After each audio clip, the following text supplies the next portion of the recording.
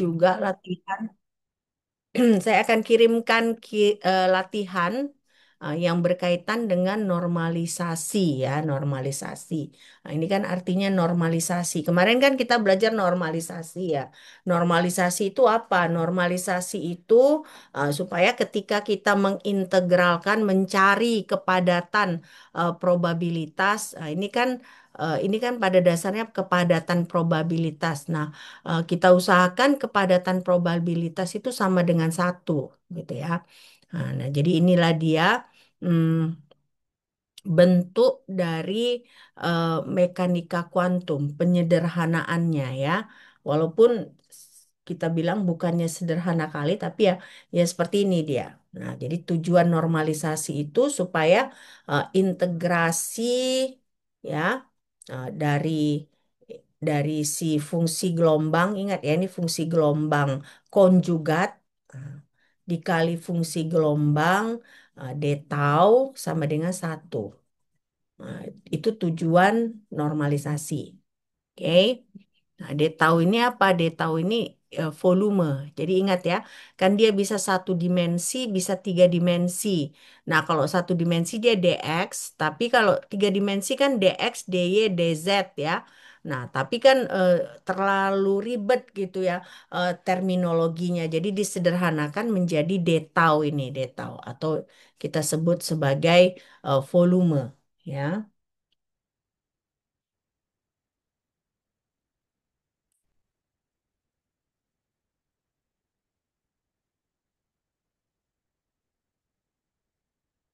Coba sambil dicatat ya karena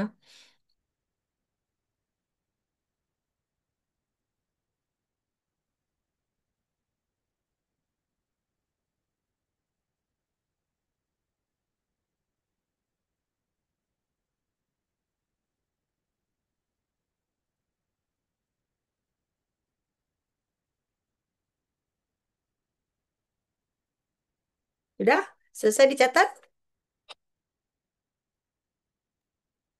Sudah, Mem.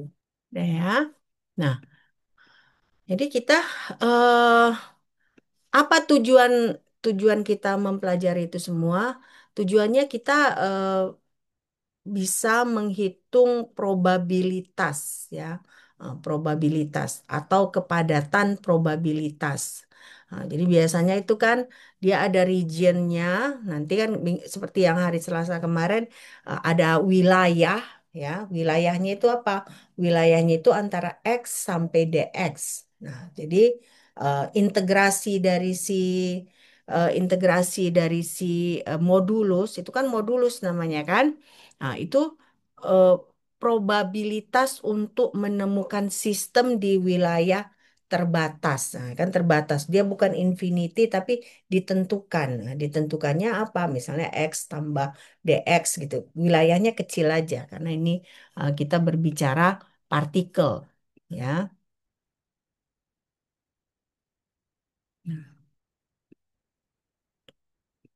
Nah, jadi apa rumusnya? Rumusnya ya ini. Jadi P itu adalah probabilitas integral dari modulus ya. Ini kan modulus. Jadi psi x harga mutlak psi x pangkat 2 dx ini adalah modulus ya kan. Nah, wilayahnya apa? Wilayahnya dari x1 sampai x2. Nah, lagi-lagi ini kita hanya pakai dulu eh, satu dimensi ya, satu dimensi. Oke, coba dicatat.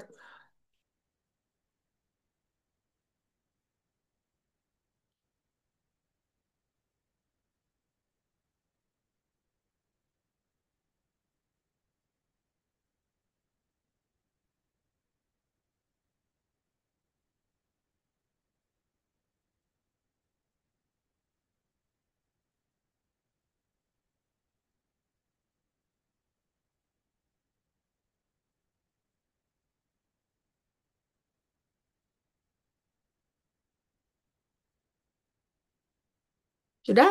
Sudah dicatat nih? Sudah, Mem. Udah ya. Oke, Sudah, nah, Mem. Nah, Selasa lalu kan kita belajar Born interpretation ya, Born interpretation.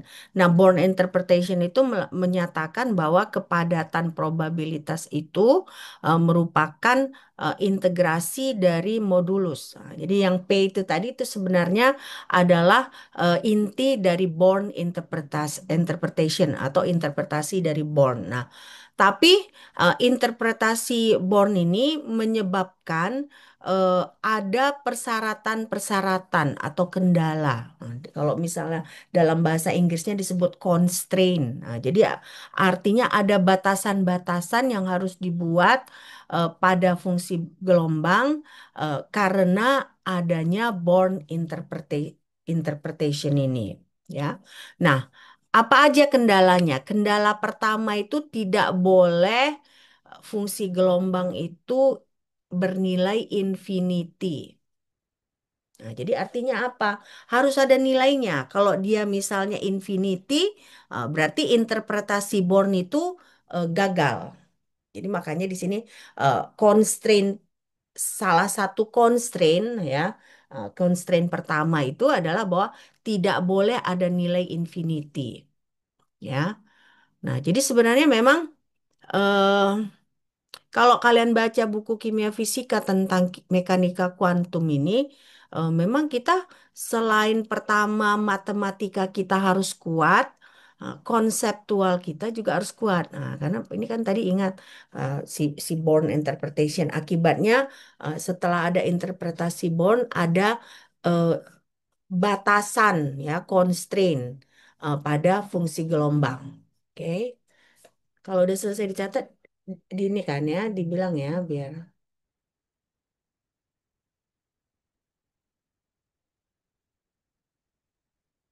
Nah, jadi kemana arahnya ini nanti?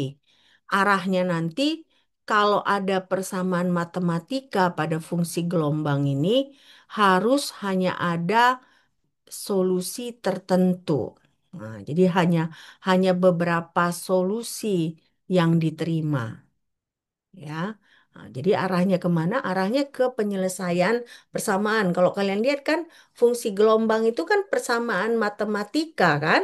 Nah, jadi karena ada persyaratan bahwa tidak boleh infinity, jadi berarti akan menyederhanakan solusi dari persamaan Schrodinger, ya. Nah, jadi Born interpretasi ini sebenarnya membantu membantu kita menyelesaikan persamaan fungsi gelombang menjadi lebih sederhana, ya. Nah, nanti makanya eh, mungkin kita menyelesaikan persamaan Schrodinger ini tanpa komputer. Nah, kalau misalnya ke infinity kan kita harus menggunakan komputer kan. Nah, tapi dengan adanya batasan-batasan pada fungsi gelombang ini, ya, jadi kita mungkin mungkin menyelesaikan tanpa komputer karena jadinya hanya disederhanakan solusi dari persamaan Schrodinger ini. Oke.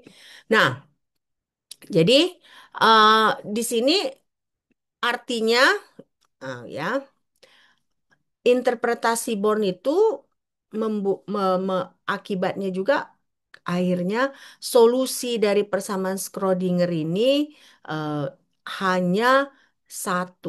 Nah, karena interpretasi Born ini membuang kemungkinan ada lebih dari satu nilai modulus. Nah, ya. Nah, jadi artinya apa? Artinya eh, interpretasi Born ini membuat solusi persamaan Schrodinger hanya ada satu. Nah, jadi nggak mungkin. Kalau infinity dia berarti banyak solusinya, ya kan? Nah, tapi karena nggak boleh dia infinity, nah, jadi hanya ada satu, ya, satu titik. Nah, ini kan makanya nggak masuk akal memiliki lebih dari satu nilai kerapatan.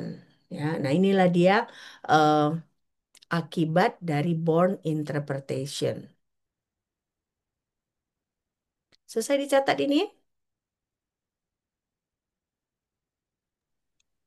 Sebentar, men. Oke. Yang ini udah kalian catat. Yang ini udah. Udah Belum, belum? Mem. Belum. Oke, silakan catat dulu.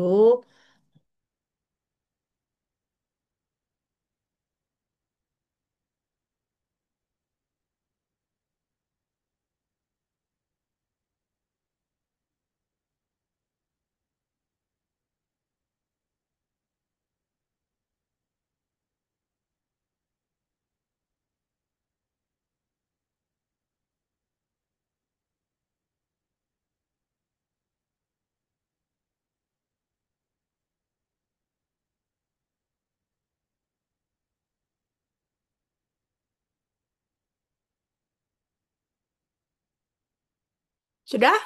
Sudah ini? Sudah, Mem. Udah. Ya.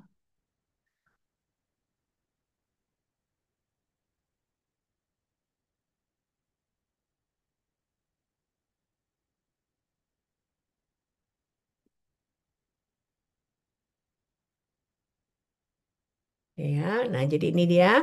Coba interpretasi Born menyebabkan ya eh, solusi dari persamaan Schrödinger itu eh, lebih sederhana ya. Jadi tidak mungkin solusinya ada lebih dari satu ya.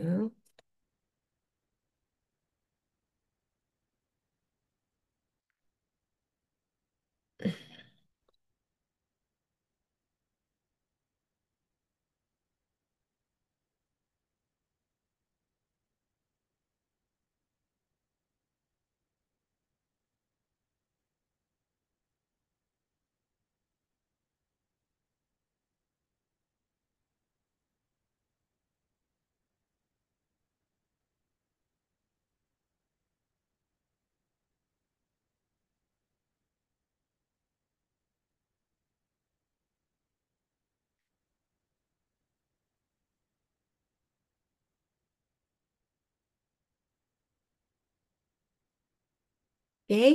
Nah, sekarang berarti artinya eh, harus ada nilai tunggal pada fungsi gelombang. Nah, jadi pada satu titik satu nilainya. Kenapa? Karena ada eh, interpretasi Born ini. Nah, jadi interpretasi Born ini menyatakan bahwa eh, si fungsi gelombang ini harus bernilai tunggal. Nah, ini gak usah dicatat karena dari tadi udah kita sebut ya. Nah, jadinya eh, alasan berikutnya ya ke alasan berikutnya ini bahwa ketika misalnya ada pembatasan ada Born interpretation ini akibatnya akan ada pembatasan matematikanya. Nah, apa itu pembatasan matematika? Nanti kalian lihat banyak di operator dari eh, si fungsi gelombang tersebut ya. Operatornya itu adalah turunan kedua. Nah, artinya operator itu kan kalau kita di matematika, operasi matematika apa aja contohnya? Operasi matematika. Ada tambah, ada kurang gitu kan. Nah, ada perkalian, ada pembagian. Nah, di mekanika kuantum, operatornya itu adalah turunan kedua. Artinya kalau kita punya fungsi gelombang, nah, nanti ada yang fungsi gelombang itu kita lakukan operator, misalnya operator Hamiltonian. Apa itu operator Hamiltonian? Operator Hamiltonian adalah kita turunkan dua kali si fungsi gelombang tadi. Lalu kita tambahkan energi potensial, ya. Nah, jadi berarti untuk pembatasan matematikanya akhirnya si fungsi gelombang itu baru bisa kita lakukan second diferensial jika dia continuous.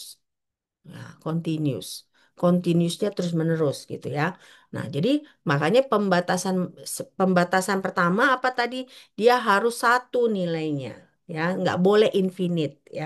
Nah, dia harus eh, finite. Nah, yang kedua apa? Ya, yang kedua dia harus single. Nah, nilainya kan ini tadi yang sebelumnya slide sebelumnya dia harus bernilai tunggal, ya kan? Nah, yang ketiga apa? Yang ketiga dia harus continue. Nah, kenapa dia harus continue? Karena nanti akan dilakukan operasi matematika pada si fungsi gelombang tersebut, yaitu turunan kedua. Harus ditentukan turunan keduanya. Nah, turunan kedua ini tidak bisa dilakukan jika fungsinya tidak continuous. Nah, makanya constraint ketiga, batasan ketiga dia harus continuous,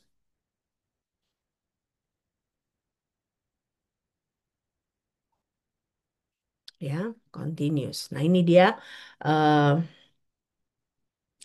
pembatasan ketiga. Dia ada 4 batasan. Ada 4 pembatasan pada fungsi gelombang akibat dari interpretasi Born.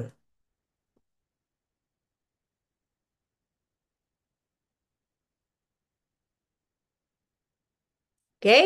Nah, lalu ini alasannya tadi, kenapa? Karena turunan kedua itu tidak akan bisa kita kerjakan jika fungsinya tidak kontinu. Nah, artinya kalau turunan kedua harus kontinu, turunan pertama juga harus kontinu. Nah, tidak boleh misalnya fungsi gelombang tersebut tiba-tiba terputus di suatu titik, nggak boleh.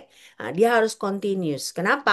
Karena setelah turunan pertama harus dilakukan turunan kedua. Nah, jadi berarti turunan pertama itu juga harus continuous. Nah, jadi berarti ada 4 persyaratan, ada 4 batasan. Yang pertama, dia tidak boleh bernilai infinite. Nah, yang kedua, dia harus bernilai tunggal, single value. Nah, yang ketiga, turunan keduanya harus continue.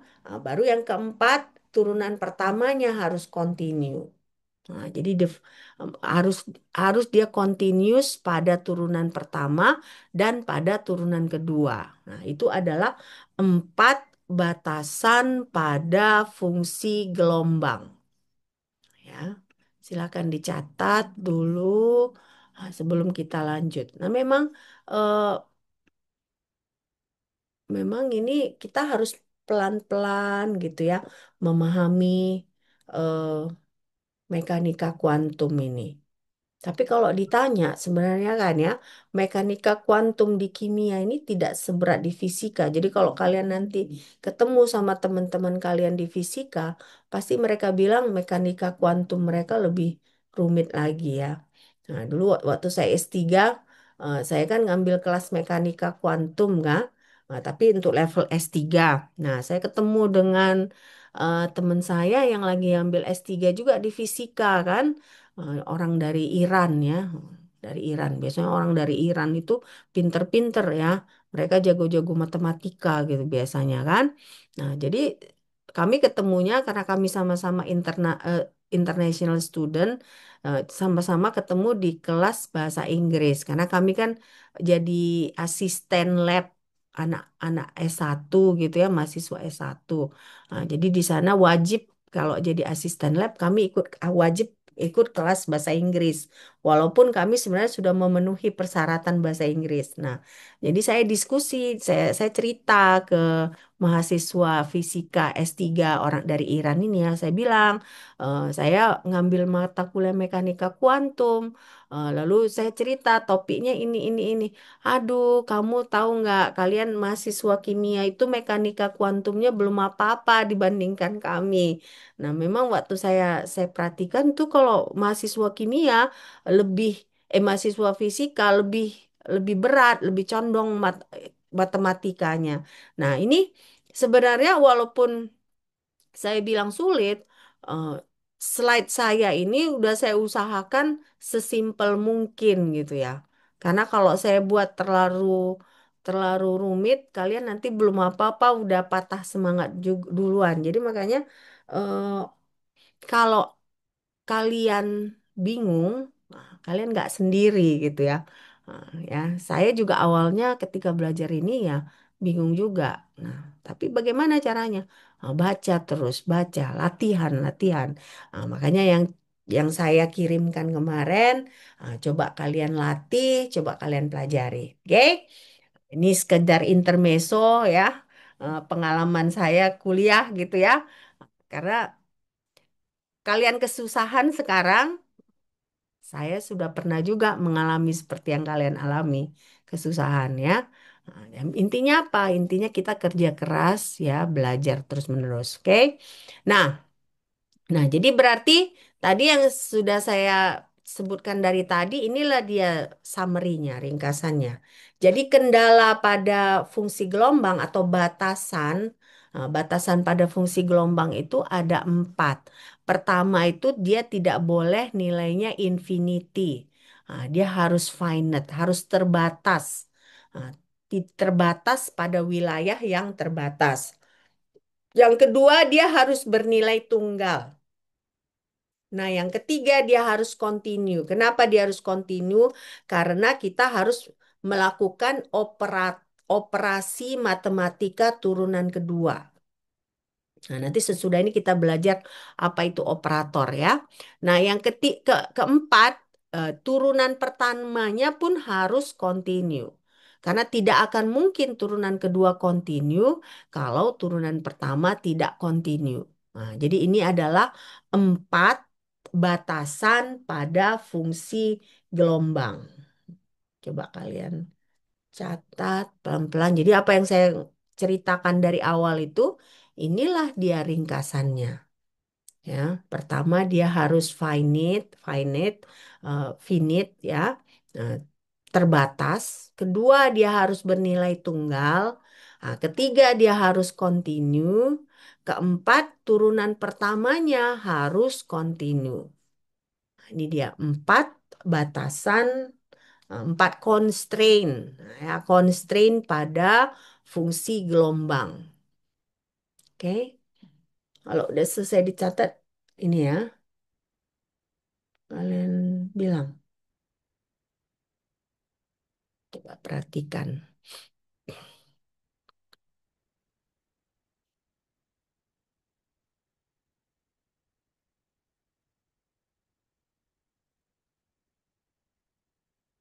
Sudah? Sudah selesai nih? Udah, Mem. Nah ya, nah, ini nggak usah ya.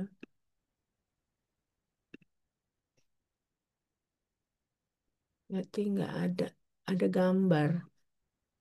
Ini ada gambar. Nah ini, coba perhatikan. Nah inilah si empat constraint tersebut ya, bisa diilustrasikan dengan si figure 2, figure 4 ini ya. Jadi kalau yang A itu apa dia? Dia tidak boleh nilainya infinite ya. Tidak boleh, berarti dia harus finite. Nah, yang B dia mesti bernilai tunggal. Kalau kalian lihat ini kan, titik yang ini satu nilainya, titik yang ini satu nilainya, titik yang ini satu nilainya. Jadi artinya dia pada satu titik satu nilainya. Nah, itulah dia yang kita sebut sebagai single, eh, tunggu dulu, BOB ini dia unacceptable ya. Tidak bisa diterima. Kenapa? Karena dia ada macam-macam nilainya. Nah, yang C ya, yang C juga unacceptable. Kenapa? Karena ini dia terputus. Nah, terputus. Yang D tidak boleh juga. Kenapa? Karena terpatah. Tajam. Ya, tajam. Nah, yang ini juga unacceptable karena dia harus bernilai tunggal. Nah, jadi ini semua adalah contoh-contoh wave function yang tidak tidak bisa diterima. Nah, karena ada empat persyaratan tadi, 4 kondisi. Oke, kita akhiri dulu yang ini. Nah, jadi berarti fungsi gelombang kita sudah selesai. Nah, saya sebenarnya ada satu yang saya mau kita pelajari ya. Ntar dulu. Sebelum nanti kalian ketemu dengan Bu Junifa ya.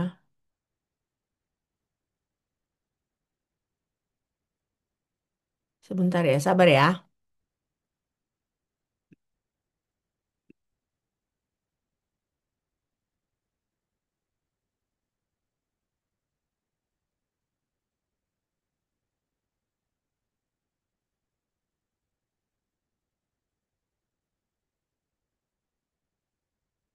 Sabar dulu sebentar.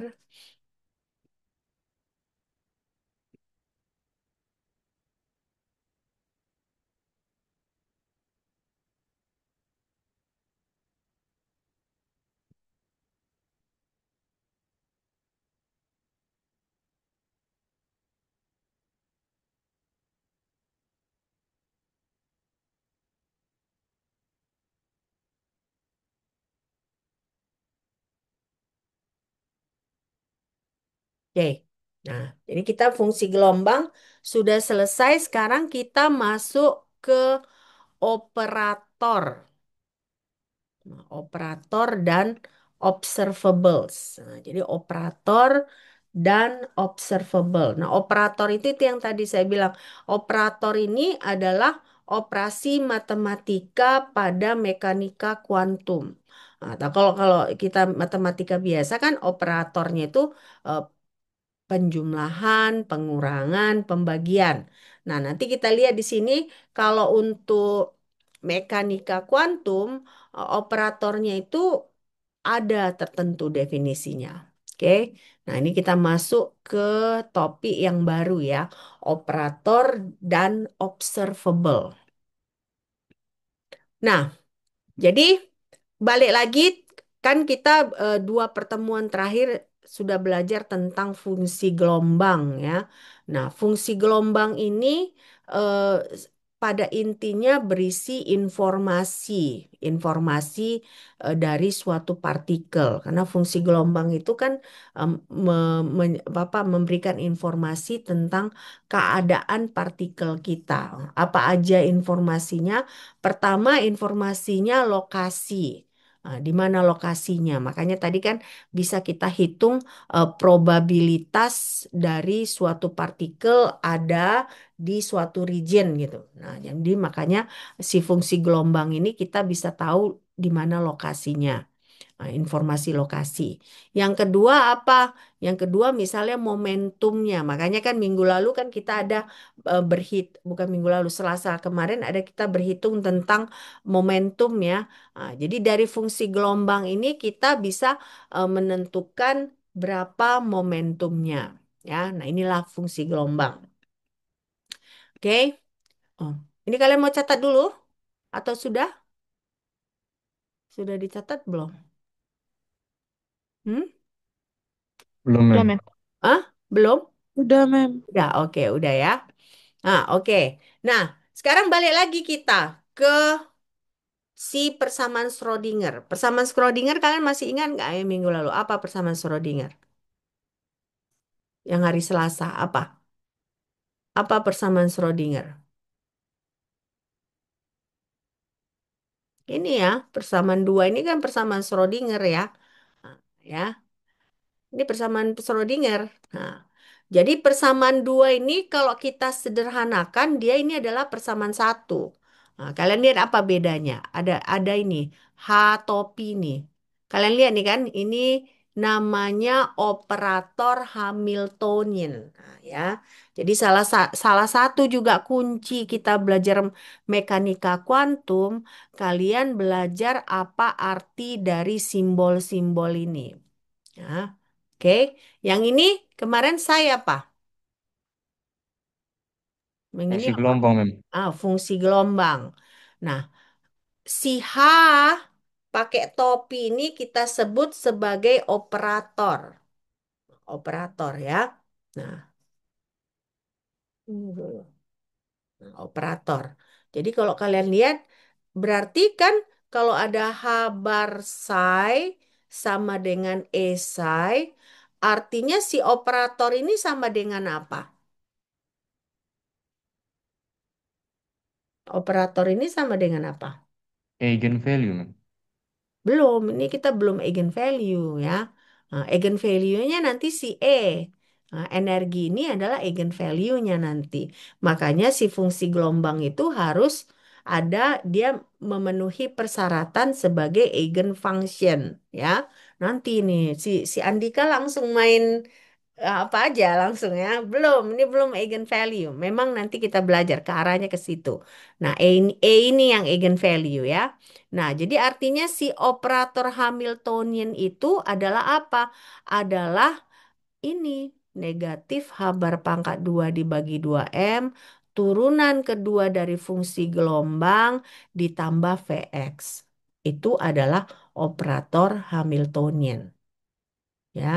Jadi berarti nanti kalau saya bilang saya punya fungsi gelombang sinus X misalnya.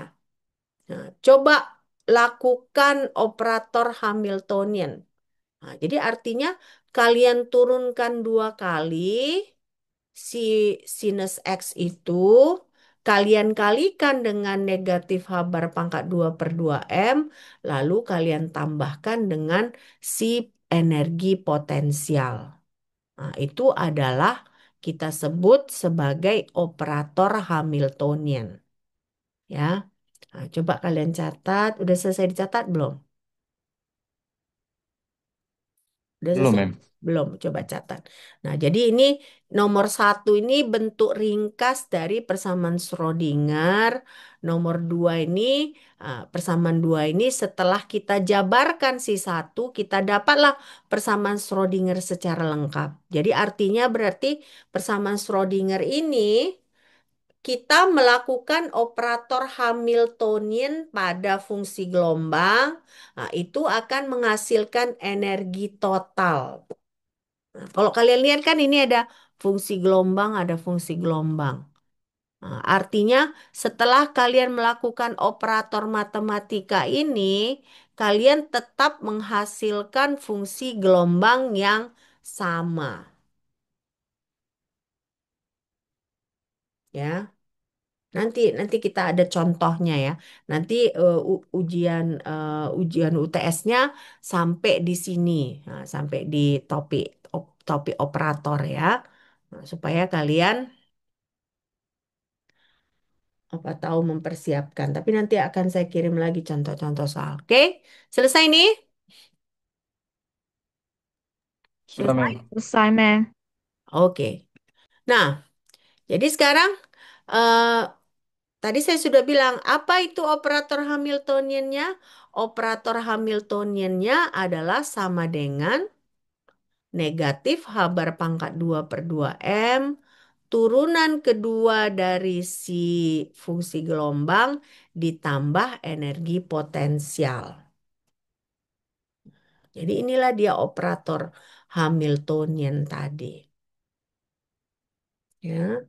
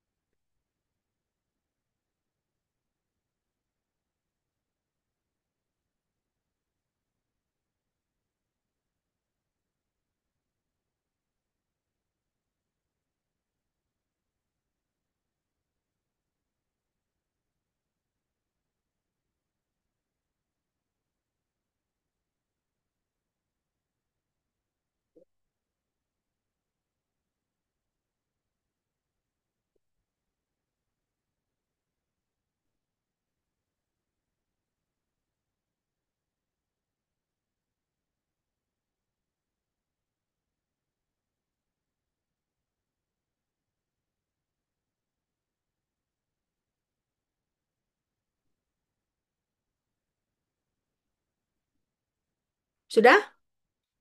Sudah ya? Nah, jadi kalau ditanya apa operator Hamiltonian?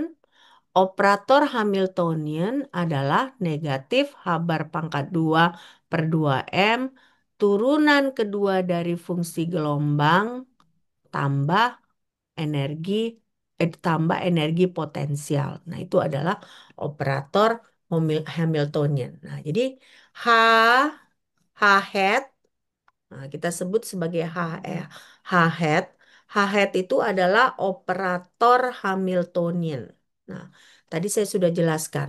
Operator Hamiltonian itu artinya kita melakukan turunan kedua dari psi, nah, dari fungsi gelombang, lalu kita kalikan dengan negatif Habar pangkat 2 per 2M, lalu kita tambahkan dengan energi potensial.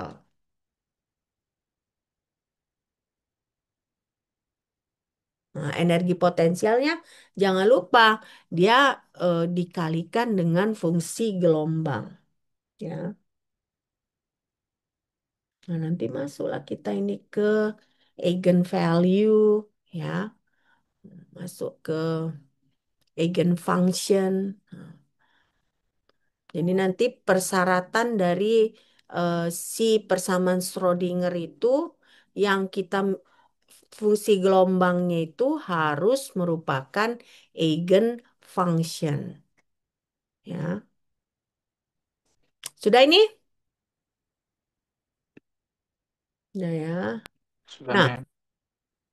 jadi berarti si H hat ini penting. Nah, kenapa? Karena persamaan Schrodinger ini kita pakai si H hat ini.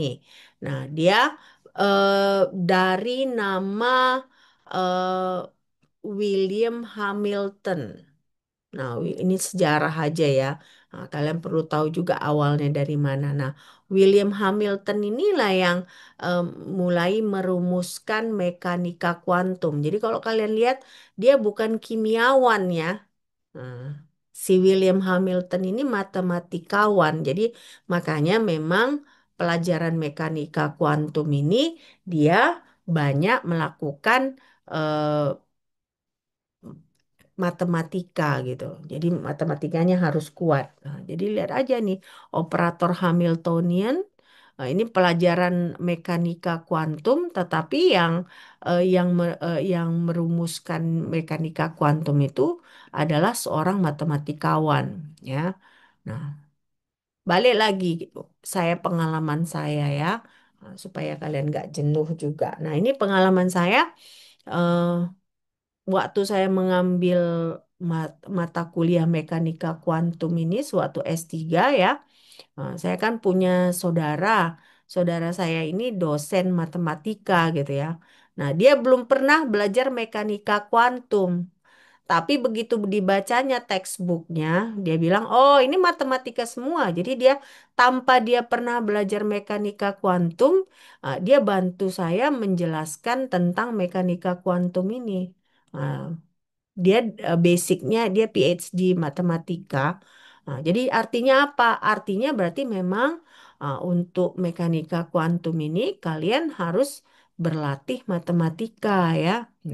Karena banyak konsep-konsep matematika yang harus kalian ketahui. Nah, nanti makanya saran saya ya, jangan lupa nanti kalian sebelum ujian bawa eh, tabel integral.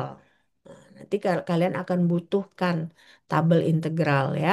Nah, ini saran saya. Oke. Nah, jadi di sini operator Hamiltonian itu tadi persamaan Schrodinger kan sebelah kirinya energi kinetik ditambah energi potensial. Nah, sebelah kanannya kan energi total. Nah, energi total itu ya kan artinya si fungsi gelombang diaplikasikan operator Hamiltonian, itu menghasilkan energi total dikali dengan fungsi gelombang. Nah, tadi baliklah ke kalian tadi ya, ke si Andika bilang fungsi eigen, memang benar fungsi eigen. Jadi E yang di sebelah di persamaan dua tadi yang di sebelah kanan itu adalah nilai eigen. Nah, jadi di sini artinya apa? Artinya dalam persamaan Schrodinger itu ketika kita punya operator ya. Nah, lalu si operator itu kita aplikan ke suatu fungsi, nah itu akan menghasilkan fungsi baru. Tapi fungsi baru ini harus sama dengan nilai konstanta dikalikan fungsi yang sebelumnya. Jadi nggak boleh berubah dia. Misalnya gini, saya tanya ke kalian. Misalnya kita bilanglah operatornya turunan kedua, ya. Lalu saya bilang fungsi gelombangnya adalah cos X, cos KX, cos KX. Apa turunan kedua dari cos kx?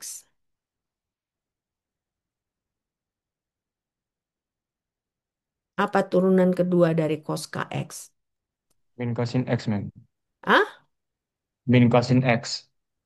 masa? Turunan kedua. Turunan kedua cos Oh, X. Turunan pertama cos X apa? Cos kx, saya bilang cos kx ya. Hmm. Apa turunan pertamanya? Udah kita pelajari loh kemarin. min Min, min kosin X, men. min K, min K Sin sin X. X. min Eh, K sin KX. Ya. iya, Mem. Sin KX, Nah, men. itu turunan pertama. Pertama, Mem. Nah, turunan keduanya Turunan keduanya min K pangkat 2 eh, cos KX, Mem. cos KX. Nah, sekarang saya tanya. Saya bilang kan tadi operatornya apa? Operatornya turunan kedua, ya kan? Nah, turunan kedua dari fungsi. Nah, saya bilang kalau dia eigen function itu harus turunan harus setelah diaplikasikan si operator itu menghasilkan konstanta dikalikan fungsi gelombangnya. Itu memenuhi nggak cos KX untuk operator turunan kedua? Memenuhi nggak? Fungsi eigen nggak dia? Iya, men. Fungsi eigen kan? Kenapa dia fungsi Iya. eigen? Karena masih mengandung cos KX, men. Ah, karena masih Turunan mengandung keduanya. cos KX. Baru ada nggak konstantanya? Apa tadi konstantanya? Negatif K Sin. kuadrat kan? Negatif K Iya, Mem. kuadrat Ke kan? kuadrat. Nah, jadi artinya negatif K kuadrat itu kita sebut sebagai nilai eigen. Nah, itulah eigen value. Sementara si cos KX untuk operator turunan kedua, dia fungsi eigen. Nah, operator itu apakah hanya turunan kedua? Tidak.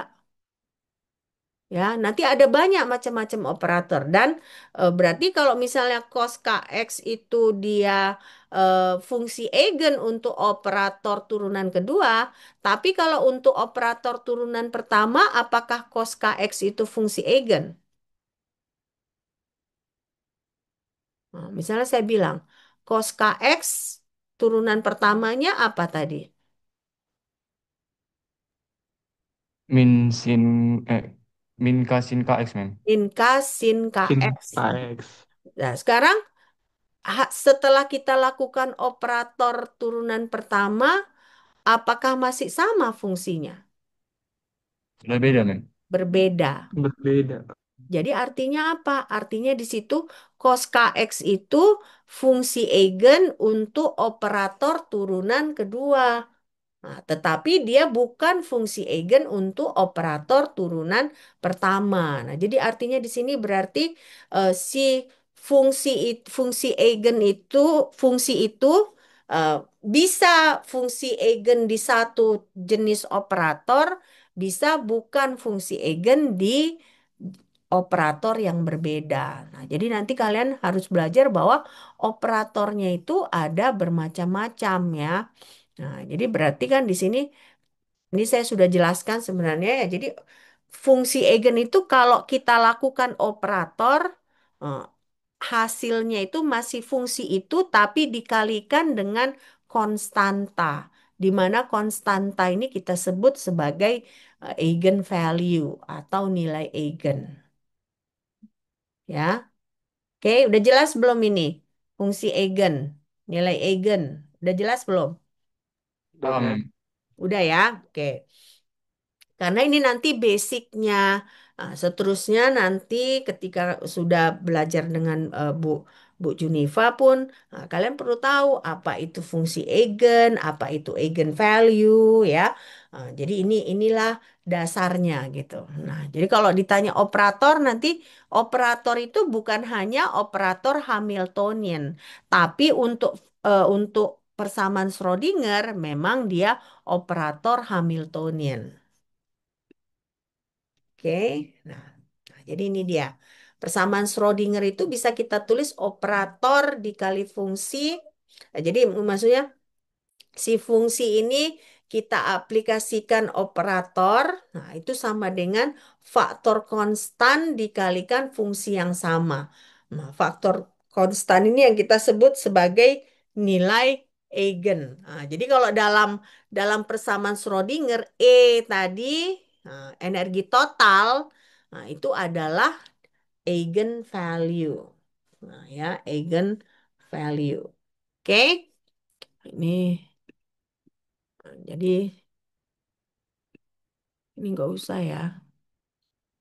Nah, jadi biasanya itu seperti persamaan 6 ini.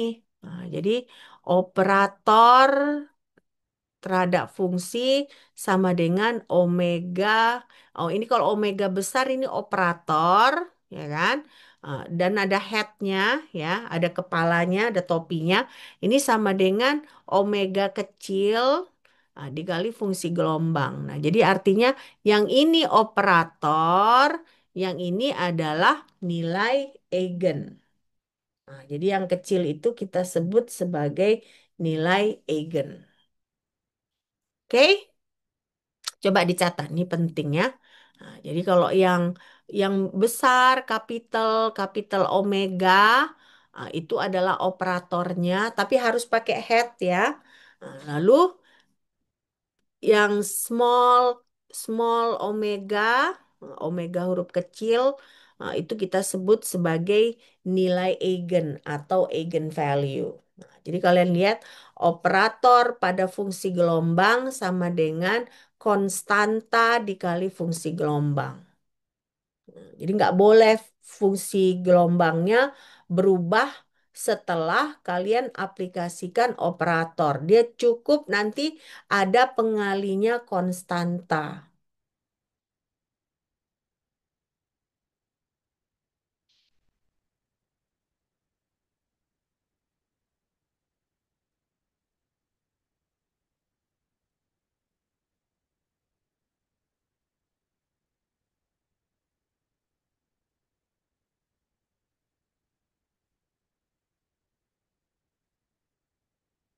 Sudah ini? Udah, Mem. Sudah, Nah, Mem. nah, jadi berarti persamaan 6 kalau persamaan 6 berlaku, ya, kita sisai, kita sebut sebagai fungsi eigen. Fungsi eigen dari operator omega. Kenapa? Karena seperti saya bilang tadi kan, ada kemungkinan eh, di operator lain fungsi tersebut bukan fungsi eigen. Nah, jadi makanya disebut fungsi eigen dari operator omega. Nah, lalu berarti si omega kecil ini nilai eigen dari fungsi eigen ini. Nah, jadi dia operator itu tidak berlaku pada semua fungsi gitu. Misalnya enggak, maksudnya misal kalau suatu fungsi dia fungsi eigen, dia fungsi eigen terhadap operator apa? Harus kita sebut terhadap operator apa. Nah, karena mungkin aja dia bukan fungsi eigen terhadap operator yang lain. Misalnya ada operator A, ada operator B. Nah, suatu fungsi itu misalnya dia fungsi eigen di operator A. Tapi dia tidak secara otomatis menjadi fungsi eigen di operator B, tidak. Nah, bisa aja dia fungsi eigen di operator A, tapi bukan fungsi eigen di operator B. Nah, jadi berarti makanya ini uniknya di di topik yang ini, ya. Si fungsi ini fungsi eigen, tapi dia fungsi eigennya spesifik pada operator tertentu. Nah, tidak semua operator dia bakal fungsi eigen. Nah, nanti berarti artinya fungsi eigen ada macam-macam. Iya, ada macam-macam. Nah, salah satunya ya memang adalah operator Hamiltonian tadi. Ya,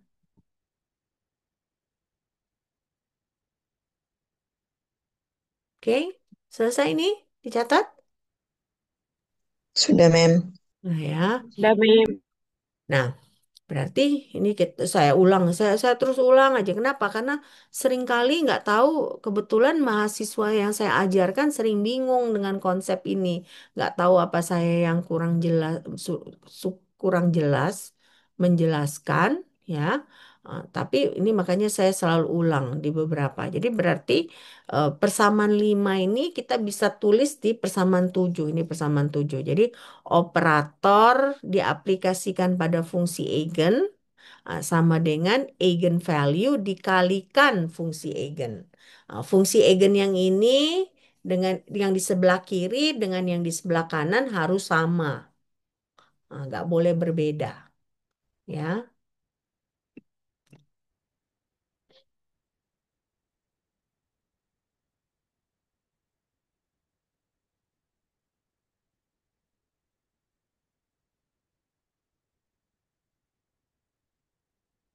oke. Nah, jadi pada dasarnya balik lagi ke persamaan satu. Persamaan satu itu, persamaan Schrodinger itu pada dasarnya kita mencari nilai eigen dari suatu fungsi gelombang yang merupakan fungsi eigen dari operator Hamiltonian. Nah, jadi intinya seperti itu sebenarnya. Jadi kita berusaha mencari nilai eigen. Nah, nilai eigennya apa? Operatornya apa? Operator Hamiltonian. Fungsi gelombangnya apa? Ya tergantung. Nah, nanti fungsi gelombangnya bisa macam-macam. Bisa pangkat negatif kx, bisa cos kx, bisa sin kx. Nah, jadi harus kalian tentukan nilai eigennya.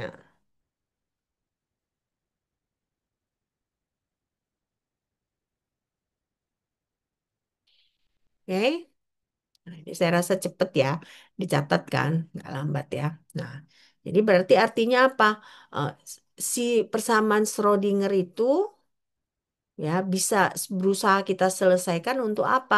Kita berusaha menemukan nilai eigen ya dari fungsi eigen yang sudah diaplikasikan operator Hamiltonian ya. Inilah dia persamaan Schrodinger. Sebelum sebelum kalian ngambil mata kuliah ini gitu ya. Kalian udah pernah nggak dengar persamaan Schrodinger sebelumnya? Sudah pernah dengar nggak sebelumnya? Udah, Mem. Udah. Nah, sebelum kalian ini kan ada beberapa yang kalian baru pelajari di kelas ini ya kan. Nah, kira-kira hal baru apa yang kalian dapat setelah mengetahui fakta fungsi eigen dengan nilai eigen ini? Nah, ada nggak misalnya sebelumnya apa apa yang kalian pikirkan tentang persamaan Schrodinger? Nah, sesudah kalian belajar topik ini, apa yang kalian pikirkan tentang persamaan Schrodinger? Coba, ada bedanya nggak sebelum dan sesudah ngambil kelas ini? Nggak, kalau nggak ada bedanya, aduh sedih kali saya. Misalnya ada nggak perbedaan eh, yang kalian pahami? Coba. Cara mendefinisikan operator itu, Mem. Definisi operator. Eh, sebelumnya sebelum sebelum sebelum masuk ke kelas ini gitu. Immanuel, operator itu apa yang Immanuel mengerti?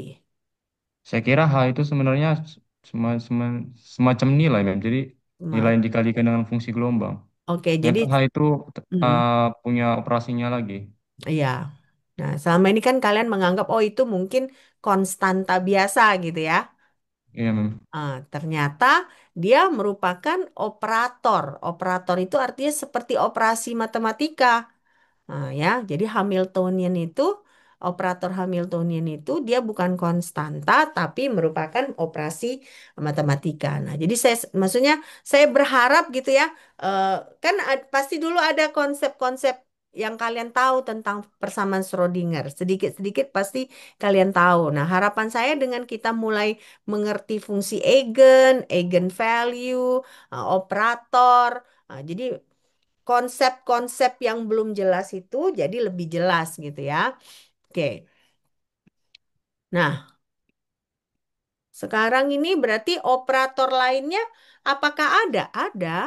Ya, makanya operator itu bukan hanya operator Hamiltonian ya. Nah, untuk energi total memang kita pakai operator Hamiltonian.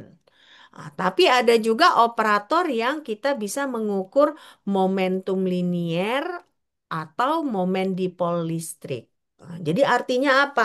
Artinya di sini operator ya adalah suatu operasi untuk mencari nilai yang terukur dari sistem. Karena energi total itu kan nilai yang terukur dari sistem.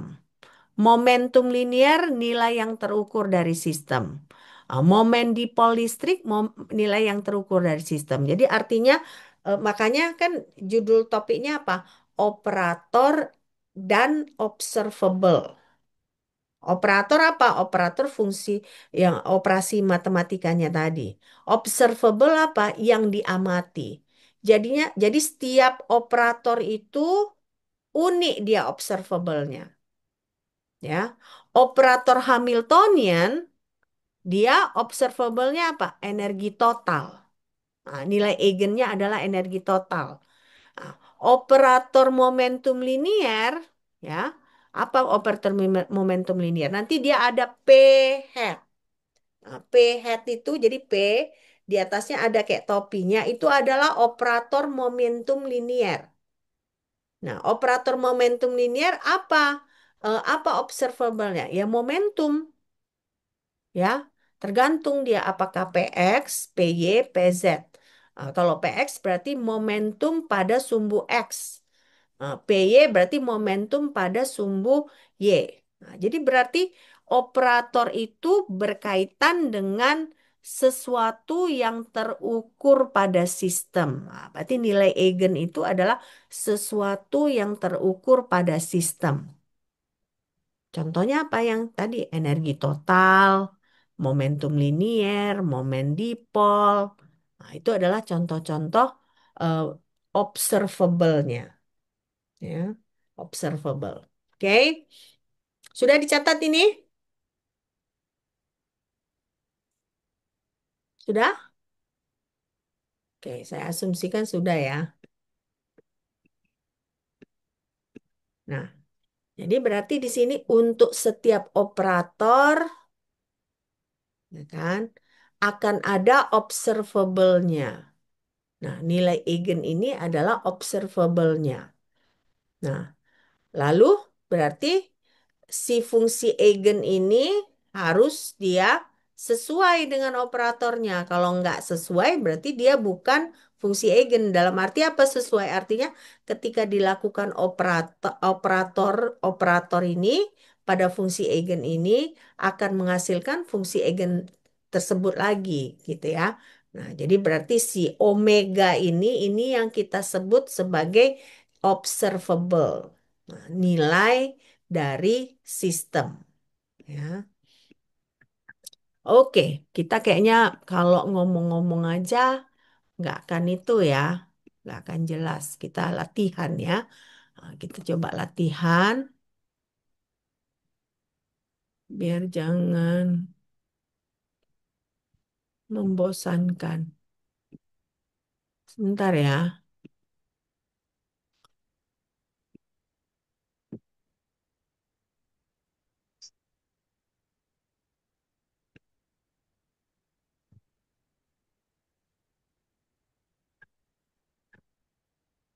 sabar ya, sebentar ya.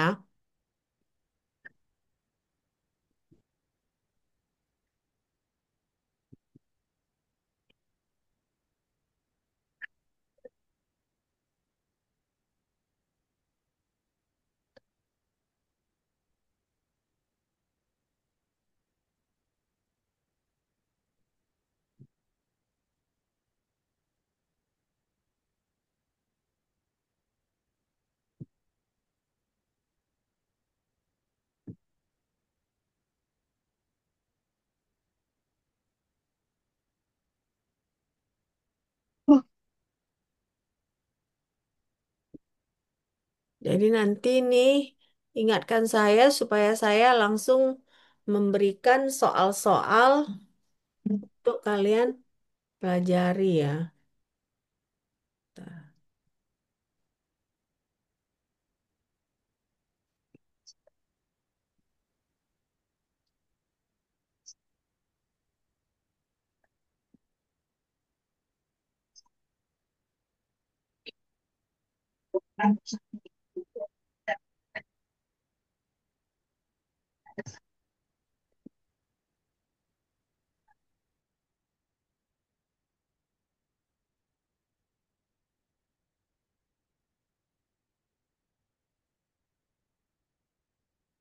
Coba kalian kerjakan ini. Operatornya itu adalah turunan kedua, ya, turunan kedua.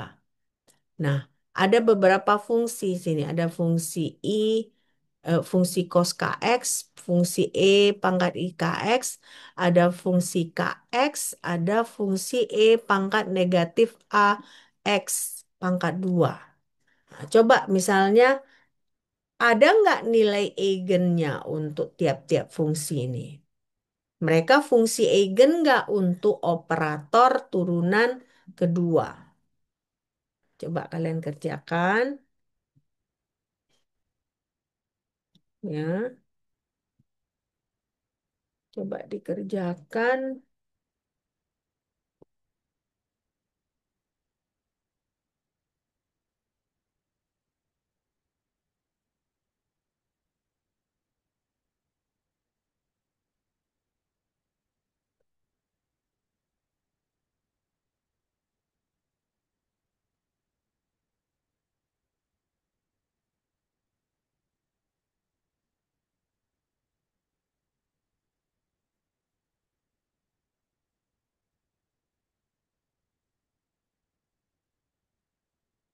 Jadi operatornya turunan kedua.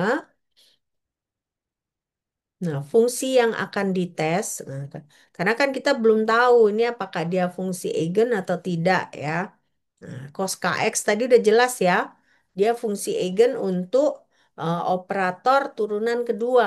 Bagaimana dengan E pangkat IKX?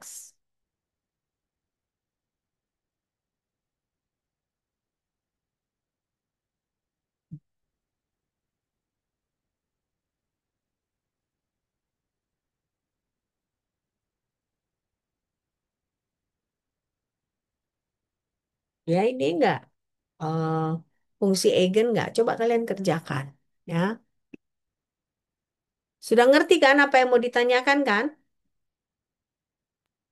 Udah, Ya, Mem. Sudah. Nah ya.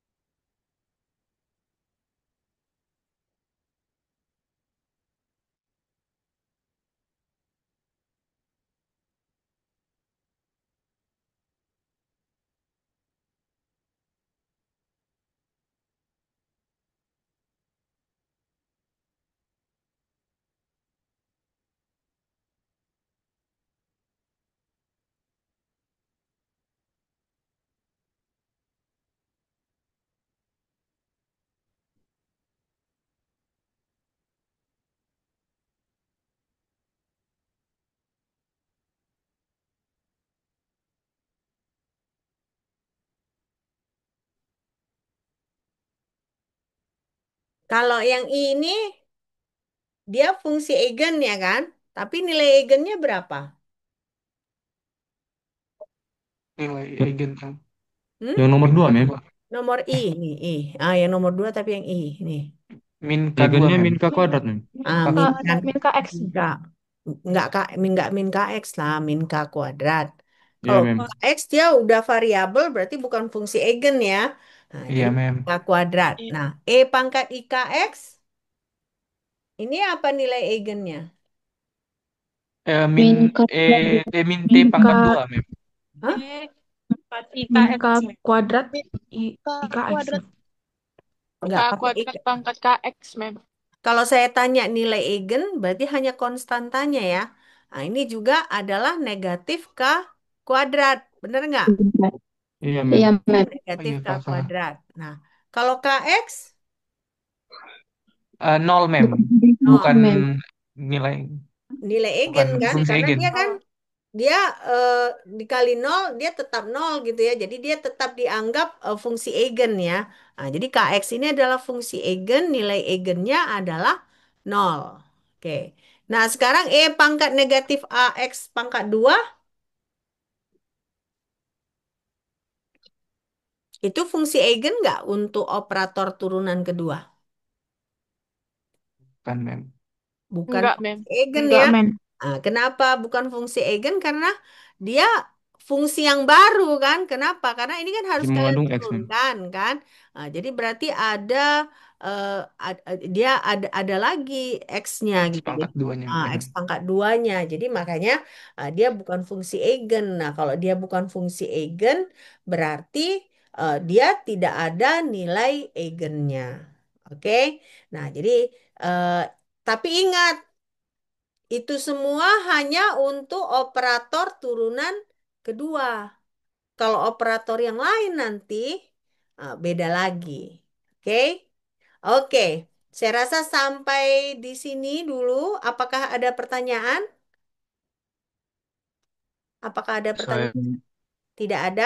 Nah, jadi saya harap setelah kita belajar hari ini ya, ada seperti kayak misalnya ada persepsi baru yang kalian dapat tentang persamaan Schrodinger, operator ya kan, fungsi eigen, nilai eigen.